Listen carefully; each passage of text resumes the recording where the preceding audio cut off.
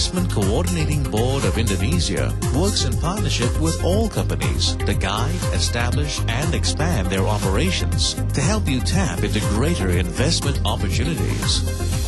Be empowered and make Indonesia your next investment destination. The Investment Coordinating Board, your strategic business partner in Indonesia. Consider 3 ways to boost your investment returns at Interactive Brokers. Minimizing your trading costs with low commissions. Directly accessing 60 markets globally. Controlling your leverage with portfolio margining. Interactive Brokers. Options, stocks, futures, forex, bonds in one account on one screen. Worldwide. At Connectech, we pride ourselves as the region-leading system integration provider in niche market. We offer a wide range of industrial control solutions and technical support for projects such as advanced wafer fab plant, plus the installation plant for soccer process system in Singapore. We choose Mitsubishi Electric PLC to provide this cutting-edge solution to meet our customer needs for high-quality, reliable, and efficient business operation. Mitsubishi Electric Quality, empowering process industries. Coming up on CNBC's Cash Flow, there is no denying it. Excitement is building as the Beijing Olympics get set to begin. We've got all the angles covered for you, the business of sport, the game's impact on China's economy, and of course the markets. All that and plenty more on the next Cash Flow. Get an in-depth look at the stories driving the market, the economy, and your investments. Power Lunch, tonight at 12 a.m. on CNBC.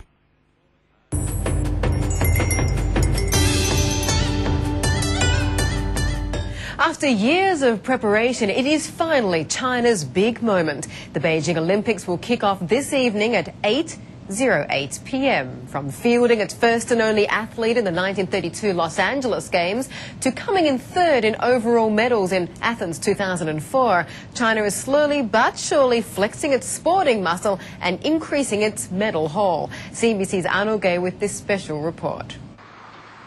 Olympian athletes start young in China. Here at the elite Shichahai Sports School in Beijing, children from the ages of 6 to 19 spend 3 hours each weekday afternoon in training. Since the school was established in 1958, it has produced more than 3,000 graduates, many of whom have represented China on the world stage in badminton, table tennis, and taekwondo. It is at these sports schools throughout the country where talent is picked out. Sports in China has never been for commercial gain.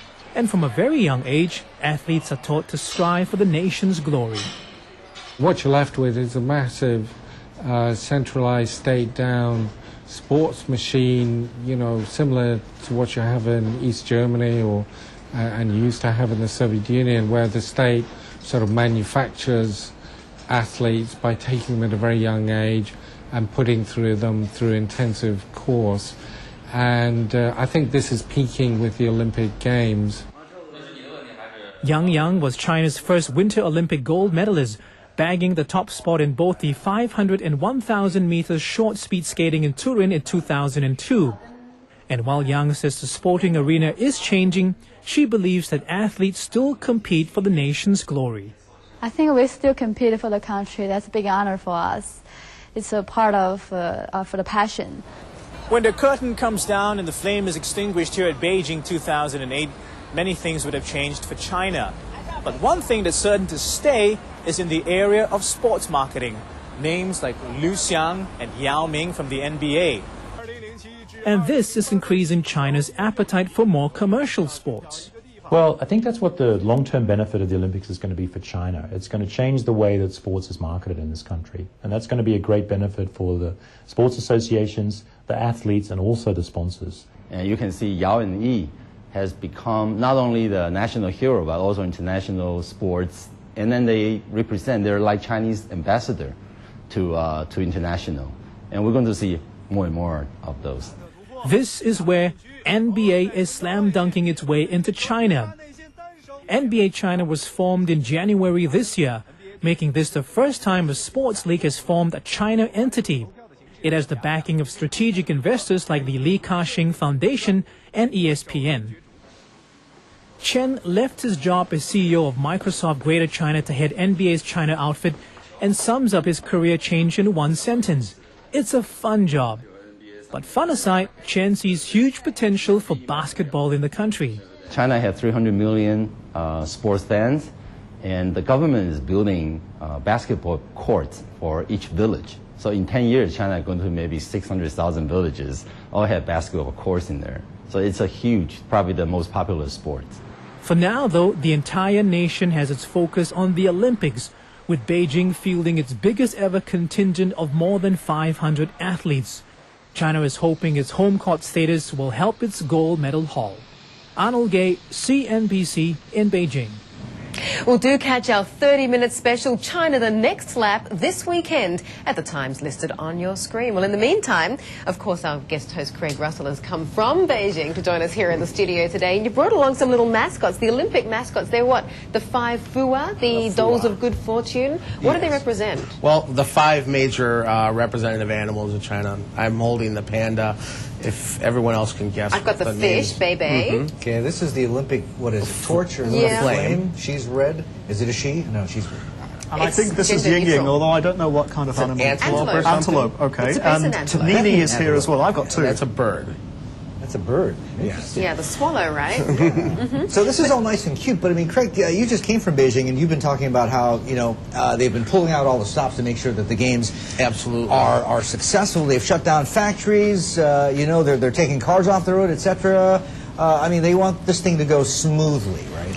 Well, that's the key. This is China's chance to show Beijing to the world, and Beijing's undergone rampant growth. I mean, in the 3 years I've been traveling to Beijing before I ended up there, the traffic has been exponentially getting worse and worse. In the last 3 months, they've been pulling cars off the road, actually alternating by license plate which cars can be on the road. They now have Olympic lanes, so to effectively move traffic across Beijing. You get a medal if you get there first. I think the cab drivers think so. I can tell you that it's always a race. Yeah. If there's one thing I'm afraid of in China, it's sitting in the front seat of a cab. Lei, come in here. Craig, yes. What about the brokerages in Beijing? Do you think there'll be many people, watching the stock markets today? Is anybody going to be working today or trading? No. It's kind of an unspoken rule is that people will be working about 10 to 3 or maybe 9 to 2.